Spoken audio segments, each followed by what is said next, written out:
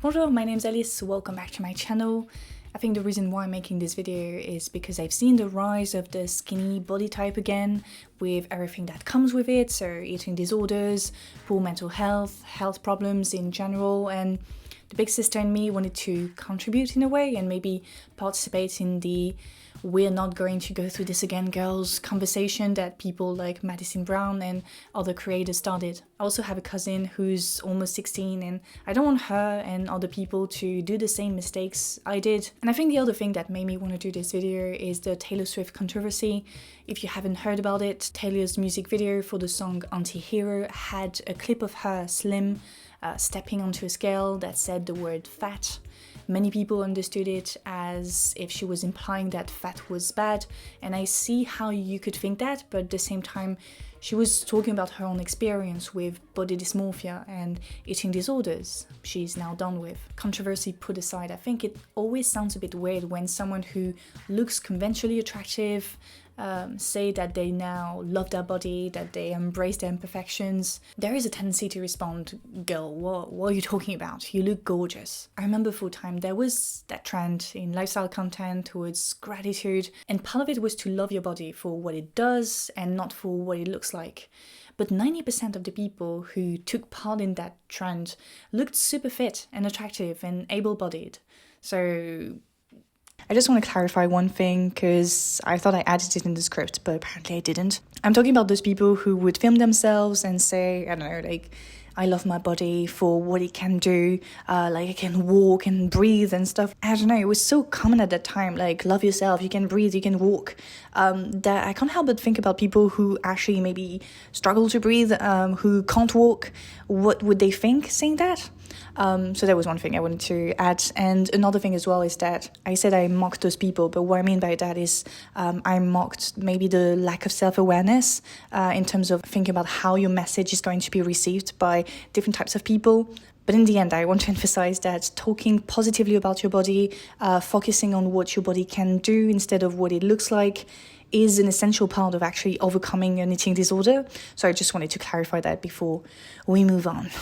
I remember mocking those people and then realized that I'm technically also a skinny, tall, able-bodied white girl, just like them. And I also need to remind myself that my insecurities do not define me, that I'm more than that, and blah, blah, blah.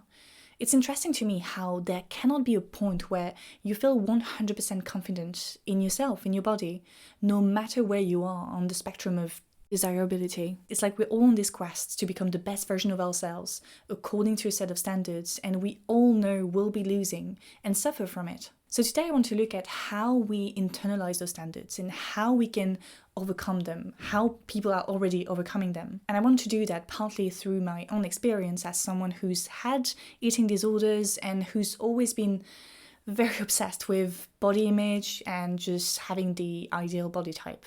I started thinking about my weight at school when a friend mentioned that she was on a diet, she was trying to get the thigh gap. She was on Tumblr quite a bit and showed me all the anorexia pages that put this idea in her head that the thigh gap was a sign of beauty. I remember looking at pictures of women with huge thigh gaps without realizing that they had a certain morphology that made it easier for them to have one, so very large hip bones. But I didn't have that. My thighs touched when I walked and I hated it. So I starved myself. An apple for breakfast, soup for dinner, a lot of sports, to the point where I lost my periods for a year and a half. My goal at that point was to systematically be the skinniest, hottest girl in the room. I wanted to look like the Victoria's Secret models. I'd watch the show religiously and compare myself to the models. My waist is slimmer than her, but bigger than her. She's smaller than me.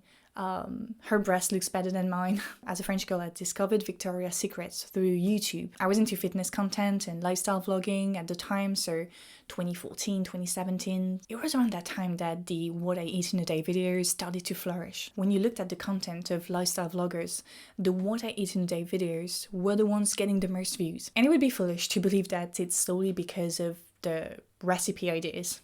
People watched them out of curiosity to see how many calories this cool, attractive young woman ate, and what I should eat to look like her. A lot of what I eat in a day videos were very unrealistic. Influencers would eat very large portions for their what I eat in a day video to get people's attention and then switch back to small portions afterwards. Those who did it the most were probably vegan influencers who were trying to get as much engagement, attention as possible. Around that time, veganism on YouTube was associated with thin, healthy, glowy young female influencers like Bunny Rebecca and the one and only Freely the Banana Girl. Freely was famous for promoting a banana-only diet of more than 3,000 calories to lose weight. What her and her boyfriend didn't talk about though was the insane amount of sports they do every day to compensate for that. Showing big portions on social media, either as an influencer or as a regular person, was a way to signal that one had a healthy relationship with food, that they didn't care about calories or diet. It was, and remained today, a bit of a I'm not like the other girls move, to be honest. I remember being a big eater in public, mostly because I was only eating apples and soups in private, and felt superior when girls would complain they couldn't eat as much as I did and stay slim. I didn't tell them it was the biggest meal of my day and that I was doing more than 10 hours of intense sports every week. Bella Hadid, who has now been declared the ideal body type, is often criticized for showing pictures of herself eating burgers, etc., or at least only showing that part of her diet. Eating pasta is such a symbolic cultural thing as well. I've seen so many models doing it, either eating pizza or pasta as a symbol of I can eat a lot of food and remain slim. It's also important to note that the structure of school, of high school, makes it easier for teenagers to maintain an eating disorder. It's easier to starve yourself when you don't have direct access to food, nor money to pay for it throughout the day. On top of that, it's also easier to lie about your consumption of food to parents and friends, like, oh no, I'm not that hungry for lunch, I ate a lot for breakfast, or oh no, I'm not that hungry for dinner, I ate a lot for lunch. I did see friends do that. They managed to barely eat and get away with it.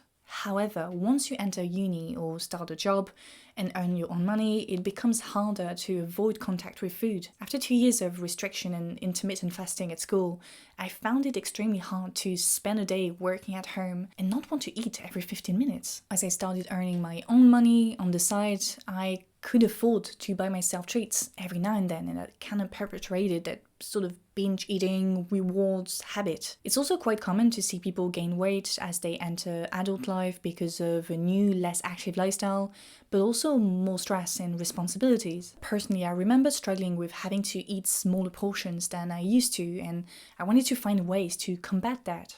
So, like so many teenagers and young adults, I turned to more intense forms of workout, including weightlifting. Opens the fit girl era. I had heard that cardio made you lose calories, but that weightlifting increased your metabolism, which helped burn more calories throughout the day. And so I did. I built up a decent muscle mass.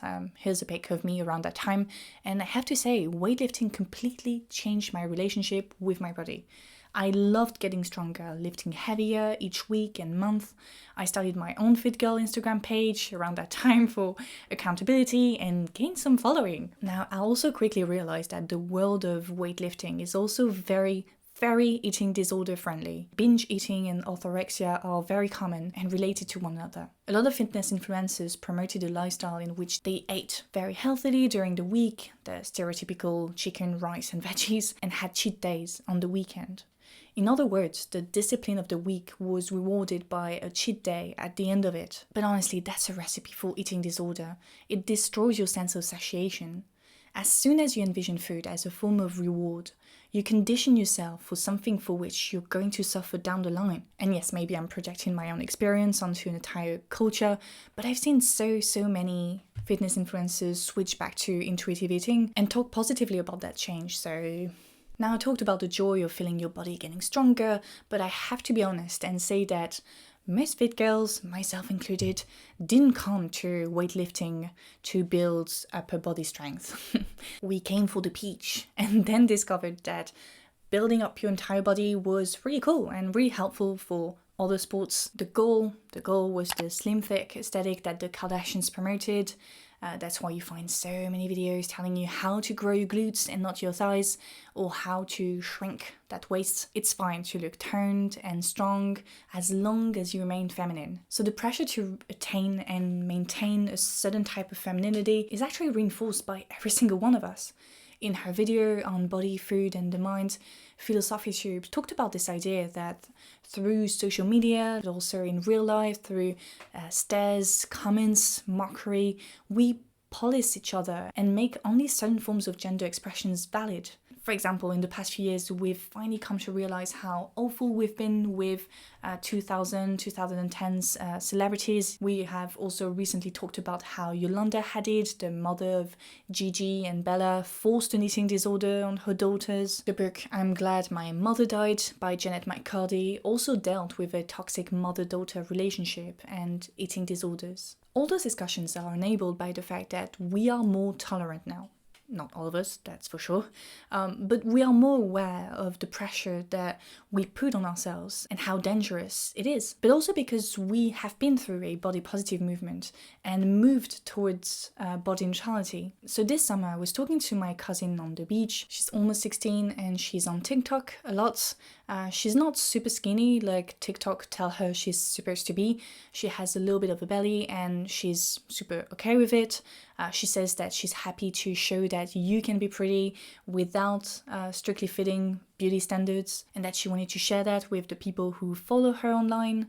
And I was amazed, I'm not gonna lie. I remember how insecure I was at her age, how body positivity never ever crossed my mind at the time, and hearing her say what she had to say made me really optimistic. In fact, she looks gorgeous. 100% more gorgeous than my skinny, beauty standard fitting, but super insecure self looked like at 15, 16. She was so comfortable in her body and it radiated from the inside out. I insist on the word comfortable because we constantly want people to be confident, body positive, but being comfortable is enough. I started to feel much better about myself when I stopped following Instagram models who take care of themselves, who pose for a living, and instead look around me and see the beauty in the wind brushing one's hair, the way a person walks, talks, their facial expressions, how comfortable they are with themselves. A friend of mine, for example, doesn't use TikTok, Instagram, and YouTube,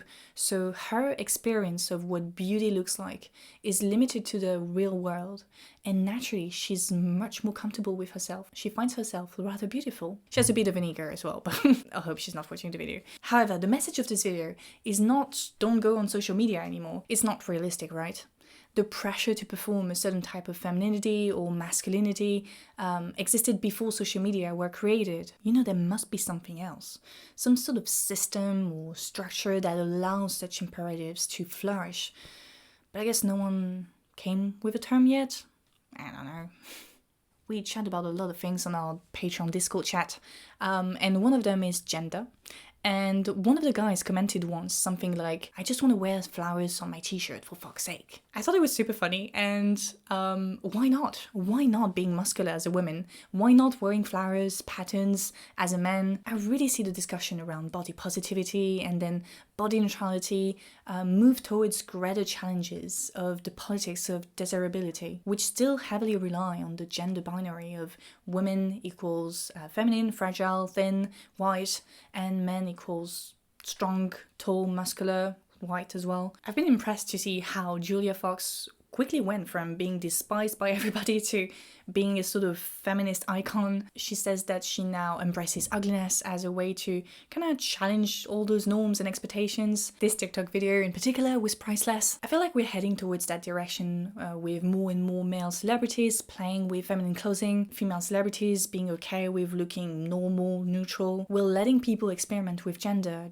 stereotypes, and simply have fun, because gender is fun. I sincerely hope the skinny is back, heroin chic return will redirect itself into the positive movements that we've seen flourish in the past few years. I'm a bit too old now to really follow those trends, but I still get influenced by them in a way, and you know, we want to protect our young girls. So yeah, that's it for today. Thank you for watching. It was a more relaxed one, as I told you. I'm coming at the end of the month with a more elaborate video. In the meantime, I hope that I never end my video like that. What do I say? As always, we can continue the discussion in the comment section. Don't forget to like, to subscribe if it's not done already. And yeah, I would like to thank my patrons before I leave. A special thank to Alex, Sam, Manuel, Joshelle, Carla, Perry, Paul, Dakota J, Benjamin, and Oswald. And yeah, I'll see you very soon. Salut!